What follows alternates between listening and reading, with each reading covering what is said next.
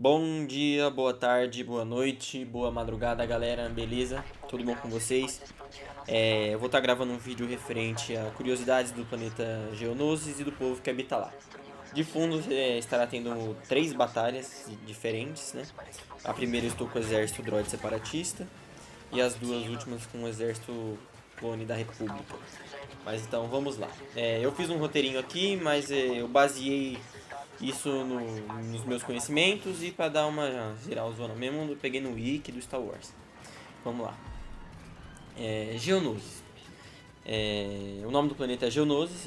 Os nativos geralmente chamam ele de Geonosia. Ele foi o planeta natal dos Geonosianos. É uma espécie insetoide que nós vimos no episódio 2, o 3 em algumas partes bem rara. Ele era situado no sistema Geonosis, no setor Arcanis, na orla exterior. Geonosis ele tinha uma distância de 43 mil anos-luz de distância do núcleo galáctico. O núcleo galáctico é onde ficavam todos aqueles planetas, digamos, de primeiro mundo, Coruscant, Naboo e essas coisas. E na orla exterior ficavam os planetinhas mais Tatooine, Geonosis, Utapau, os planetas mais submundo, né, digamos assim. Ele tinha 43 mil anos-luz de distância do núcleo galáctico. E ele tinha menos de um parsec de distância do planeta Tatooine. Vemos no episódio 2, quando a Padmé Amidala tá com o Anakin em Tatooine e eles recebem a mensagem do Obi-Wan, ela menciona esse fato e eles vão até Geonosis resgatar o mestre Jedi, Obi-Wan. Geonosis era um planeta inóspito e desértico. Ele tinha uma respirável atmosfera, porém um clima árido. Sua superfície está coberta de desertos, sua sócia essencial possui uma coloração em tons de vermelho. A água na superfície era bem escassa, ela chegava até 5% do total do planeta, ou seja, de todo o planeta Geonosis, 5% era água. 5% da superfície era água. Vendo pelo espaço também, nós podemos ver que Geonosis tem anéis rochosos, tem um anel rochoso, né? Beleza. Geonosis foi a primeira capital da Confederação dos Sistemas Independentes. E foi nela que teve a primeira reunião do Conselho Separatista. A Confederação dos Sistemas Independentes eram basicamente os separatistas, aquele povo que queria se separar da República. E a primeira reunião foi feita lá, neste planeta Geonosis, e ele foi considerado como a primeira capital da Confederação dos Sistemas Independentes. Ele tinha dentro de si uma fábrica de droids e foi o local da primeira batalha de Geonosis, o conflito que deu início às Guerras Clônicas, aquela batalha do episódio 2. Aquele conflito foda pra caramba entre o exército clone e o exército droid. O conflito começou após Obi-Wan Kenobi ser capturado em Geonosis sob a acusação de espionagem. Enquanto o Senado decidiu o que iria fazer com a crescente ameaça separatista informada por Kenobi, seu padawan, Anakin, e a senadora Padmé foram ao seu resgate. Quando tudo parecia perdido, chegaram os Jedi, e logo após um exército da República composto por soldados clones, modelo de Jango Fett, o caçador de recompensas. E assim começou a primeira batalha de Geonosis. Após o resgate dos Jedi, os droids e os clones travaram uma enorme batalha nas planícies de Geonosis. A República trazia 12 transportes classe Acclamator que descarregaram as tropas, veículos, artilharia e suporte aéreo. Já os separatistas possuíam vários droids e veículos. Até porque tinha uma fábrica lá, então tinha droid pra caramba. Um ponto crucial da batalha era que os gunships da República, aquelas naves de transporte que levavam os clones e os Jedi, bombardeavam as naves dos separatistas que eram superiores em tropas terrestres. Ou seja, as gunships, isso foi algo crucial, porque as gunships da República atacavam as naves separatistas e acabavam dando uma desvantagem para os droids em terra. Mas os droids em terra estavam em vantagem numérica também referente aos clones. Embora os droids tivessem maior número, né, embora eles estivessem na vantagem numérica, eles não tinham defesa contra os ataques aéreos, por isso da desvantagem. Os ATT, que eram mais resistentes do que os fracos droids aranha, eram muito vulneráveis aos mísseis do Halfar Droids. Com os gunships derrotando os Halfar, os ATT ganhavam mais vantagem. Quando os separatistas decidiram evacuar, Mestre Yoda ordenou que o máximo possível de naves da Federação fossem abatidas antes que escapassem para o hiperespaço. Mas se elas escapassem para a órbita, encontrariam uma frota da República, os interceptando. Ou seja, vamos lá. Os veículos da República sobressaíram com os veículos separatistas, até porque o veículo separatista, que é o Half-Far Droid, acabou sendo abatido pelas naves da República. E aí isso permitiu um grande avanço da República por terra. E ajudou muito na batalha, ajudou muito. Foi como é que fala? Foi um fator bem importante que decidiu a batalha ao lado da República. E se os separatistas escapassem para a órbita, para fugir, eles encontrariam a frota da República para batê-los.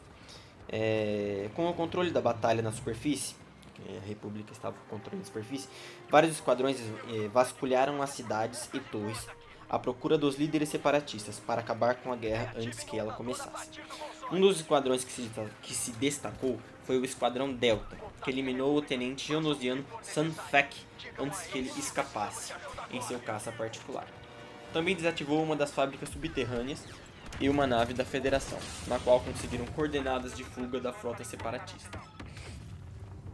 Ou seja, vários esquadrões na batalha, não era só batalha na superfície, vários esquadrões tiveram seus devidos, como é que fala? Suas devidas ordens, seus devidos objetivos. No caso desse Delta, ele destruiu uma fábrica de droid subterrânea, que eu acho que seja até essa mesmo da batalha, que nós jogamos no Battlefront 2, e derrubou uma nave da Confederação, sistemas independentes. Durante a batalha, o Conde Dooku fugiu, né? Ele fugiu quando ele estava tentando chegar no seu hangar secreto, onde uma nave o esperava para ir embora. Mas o Malaat, aquela nave da República, que estava com o Obi-Wan, Anakin e a Padmé, estava seguindo ele. Quando ele chegou no hangar, só sobrou o Skywalker e o Kenobi, né? Não vou contar o que aconteceu com a Padmé. E eles travaram um duelo, mas acabou que o duelo saiu vantajoso para o Sith, Conde Dooku, né? Porque o Anakin, num ataque de raiva, foi dar o primeiro golpe e foi jogado para longe com o Force Lightning do Conde Dooku. E o Obi-Wan até que batalhou bem com ele, mas o Makashi do Conde Dooku foi superior à técnica do Obi-Wan e ele acabou sendo ferido. Mas antes dos dois Jedi serem executados... e o Anakin depois veio lutar com ele, só acabou perdendo o braço de novo. Ele veio lutar com o Dooku e acabou perdendo o braço pela primeira vez. Falei de novo, falei errado. Então, aí antes do Lord Sith executar os dois Jedi, o Mestre Yoda apareceu para impedir a execução. E teve uma batalha bem da hora entre o Yoda e o Conde Dooku. E ele se revela um Sith pro Yoda, né? É aí que ele se revela ser o Lord Sith pro Yoda. Ele até fala, estou poderoso do que qualquer Jedi. O que não foi bem verdade, porque o Yoda... ele percebeu que ele ia perder pro Yoda e aí ele fugiu.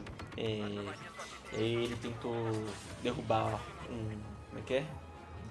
Ele tentou derrubar ele tentou derrubar um negócio grande pra caralho em cima do Obi-Wan e do Anakin, aí o Yoda impediu e ele aproveitou pra fugir. A batalha de Geonosis acabou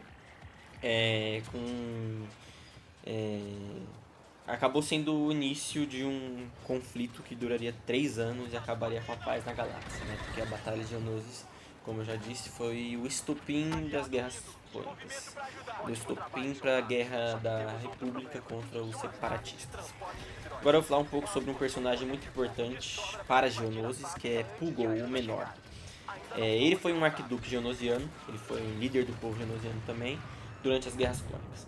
Mesmo sendo um ser abaixo da Karina, a Grande, que eu acredito que seja a rainha, né?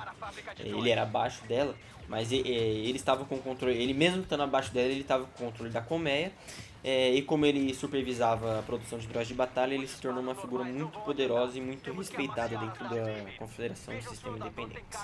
Os separatistas os respeitavam muito, porque grande parte do exército deles veio por causa de Pugol. O Arquiduque, Hugo comandou o exército droide que lutou contra o exército da República Galáctica durante a primeira e a segunda batalha de Geonosis, sendo a primeira visto no filme, e é a que eu citei, e a segunda visto na série Ataque dos Star Wars, A Guerra dos Clones.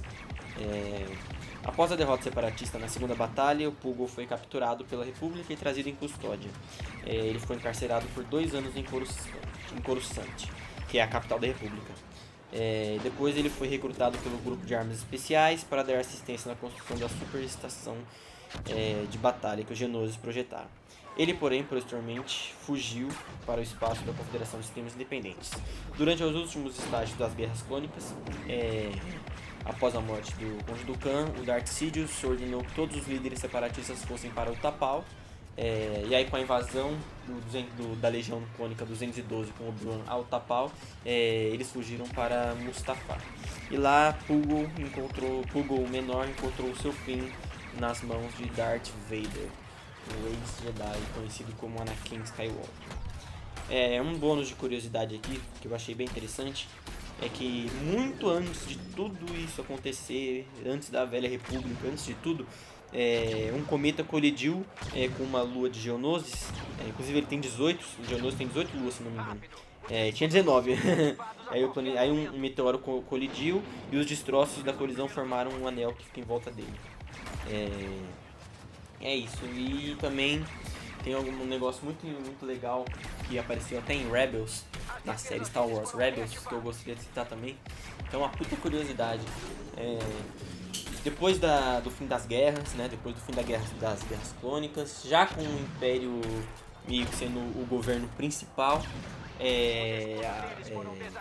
a estação de batalha Estrela da Morte, que estava sendo construída pelos próprios Geonosianos, foi tirada de lá, porque estava tentando haver sabotagem, porque antes os Geonosianos acreditavam que a estação seria para consideração de sistemas independentes.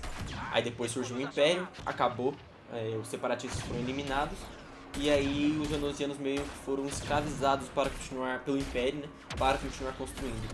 Aí houve muitas sabotagens, e aí eles acharam melhor tirar a Estrela da Morte de lá e mandar para uma região desconhecida do espaço. Bem difícil de encontrar, quase impossível. Não tinha nenhum planeta importante por perto. E o Império acabou decidindo para não houver, como é que fala? Não é suspeita. Nenhuma... Puta que pariu, como é que é a palavra? Para não ter nenhum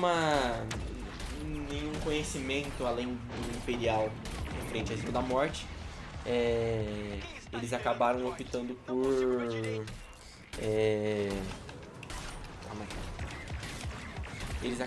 O Império acabou optando por aniquilar a vida do planeta Geonosis e aniquilar todos os Geonosianos. Ou seja, o Império foi e destruiu praticamente toda a vida de Geonosis com um projeto de esterilização. Então o Império foi lá, retirou a Estrela da Morte e esterilizou o planeta para não houver mais nenhum conhecimento da Estrela da Morte que possa ser vazado para outros planetas.